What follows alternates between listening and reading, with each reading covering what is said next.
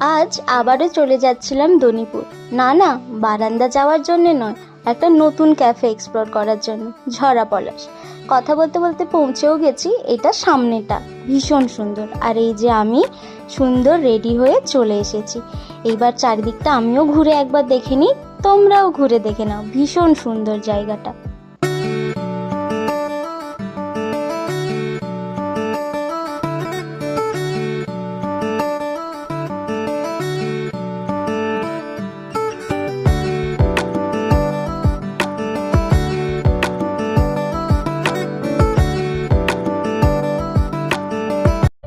কি কেমন লাগলো জায়গাটা? চলো এবার কিছু খাওয়া যাক। অর্ডার দিয়েছিলাম চিকেন পকোড়া, ফ্রেঞ্চ ফ্রাই আর চা।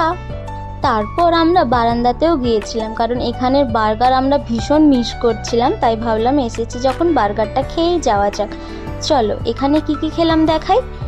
এখানে আসার আরও একটি কারণ হলো আমাদেরকে একজন আজকে ট্রিট দিচ্ছে, তার পয়সায় খেতে হবে না। চলো অর্ডার দিয়েছিলাম চিকেন 65, চিকেন সমোসা আর বার্গার।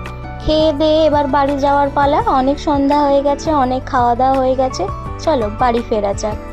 আজকের মতো টাটা, আবার কোনো ভ্লগে তোমাদের সাথে দেখা হবে। Bye, good night.